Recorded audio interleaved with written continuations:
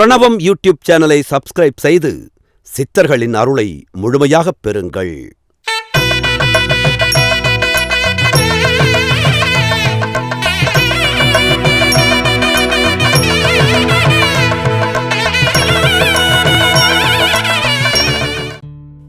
உடலோடு உறவுகொள். உலக வாழ்க்கையில் உண்மையான மகிழ்ச்சியை இழந்துவிட்டு ஏதோ ஒரு சிந்தனையை தாங்கிக் கொண்டு அதனை கடமை என்று கருதி கொண்டு நம்மை இழந்தே வாழ்கின்றோம் என்பதுதான் உண்மை. இந்த பேரண்டம் நமக்களித்த இந்த உடலை மறந்தே விடுகிறோம்.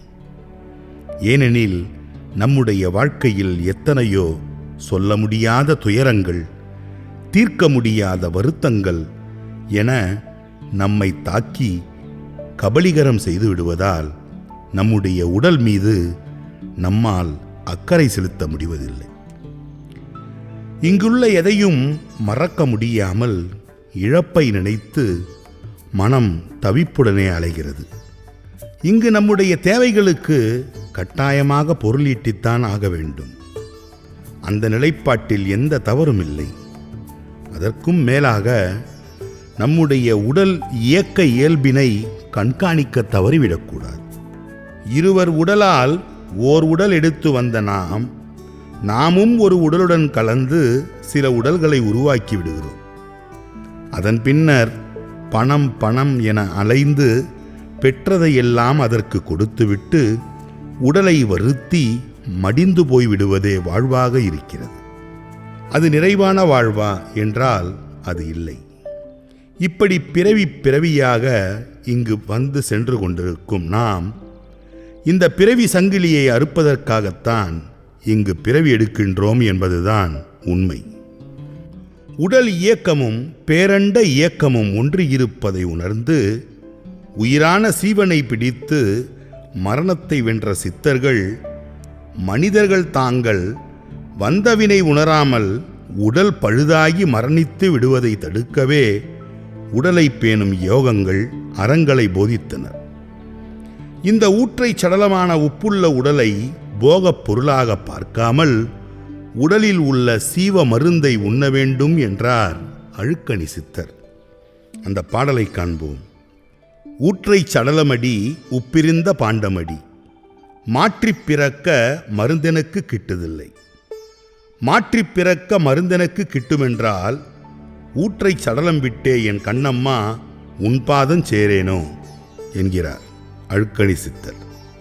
அதுவே திருமூலர் தன் பாடலில் உடலை கொண்டுதான் உயிரை பேண முடியும், அந்த உடலின் அருமை தெரியாமல் இதனை இத்தனை நாளாக இழுக்கென்று நினைத்திருந்தேன், இந்த உடலில்தான் சீவனாக சிவமாக ஆத்மா உருபொருளாக ஒளிந்திருக்கின்றது, அந்த ஆத்ம தரிசனத்தை பெறுவதற்கு இந்த உடலை பேணியாக வேண்டும் என்கிறார்.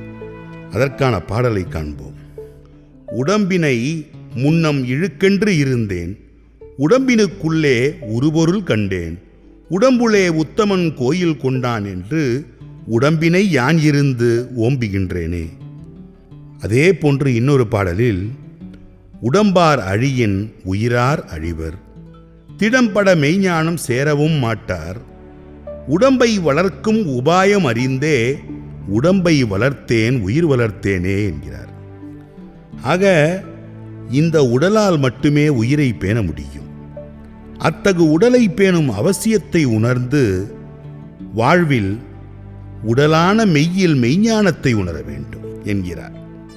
மேலும் உடல் இல்லையெனில் ஞானம் பெற இயலாது என்றும், அதுவே வேண்டாத ஆசை மயக்கத்திற்கு அடிமையாகி உடலை அழித்து உயிரை இழந்துவிடக்கூடாது என்றும், உடலை வளர்க்கும் உபாயம் அறிந்துத்தான் உடலை வளர்த்ததாக கூறுகின்றார் திருமூலர்.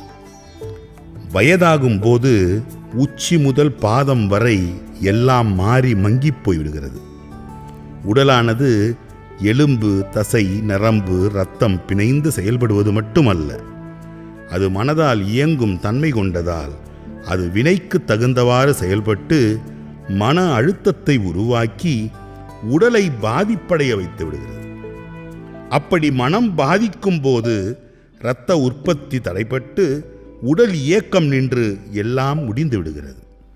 இப்படியாக மனித வாழ்வானது இளமை, வாலிபம், முதுமை என்று மாறிக்கொண்டே முடிந்து விடுகிறது.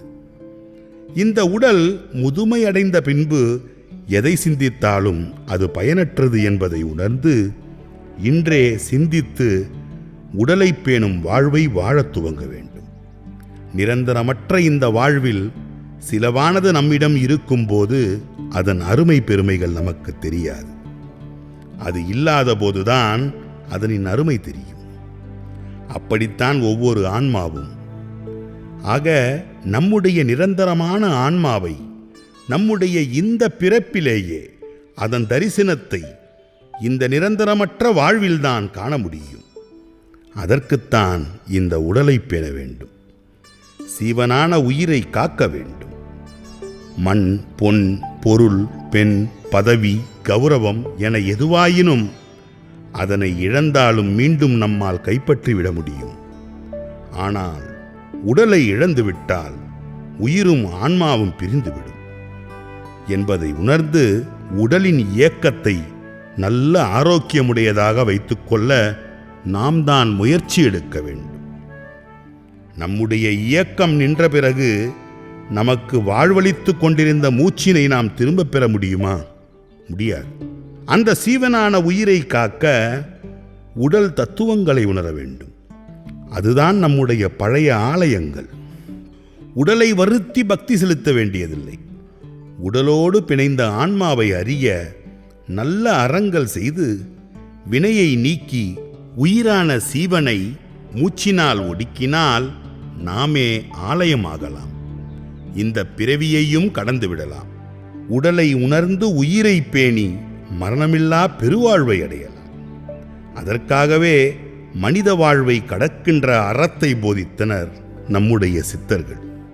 அதை பின்பற்றி அந்த பாதையில் பயணிக்கும் போது நமக்கு வாழ்வின் தெளிவு நிச்சயம் கிடைக்கும். புற அழகிற்கு மயங்கும் மனிதர்கள் தங்கள் அகத்தை அழகாக வைத்துக்கொள்ளும் அறிவை இழந்தே விடுகிறார்கள். இன்று உடலை பற்றி ஆராயாமல் செய்யும் செயலை உணராமல் எவரோ திணித்துள்ள மூடபக்தி, மதம், சாதி என்ற ஆணவத்தை பற்றி கொண்டு வாழ்வை வாழத் தெரியாத மனிதர்களைத்தான் இன்று காண முடிகிறது. மனித வாழ்வின் உன்னதத்தை உணராமல் சாதி ஆணவத்தில் கொலைகள் செய்து கோவில்களுக்குள் நுழைவதை தடுத்து தங்களை ஆண்ட பரம்பரையினர் என்கிறார்கள். தானும் வாழ்ந்து பிறரையும் வாழ வைப்பதுதான் சாதனை வாழ்வாகும். பிறர் வாழ்வதை பார்த்து வெறுப்படைந்து வன்முறை நடத்துவது சாதனை வாழ்வல்ல. அது சரித்திரமாகாது.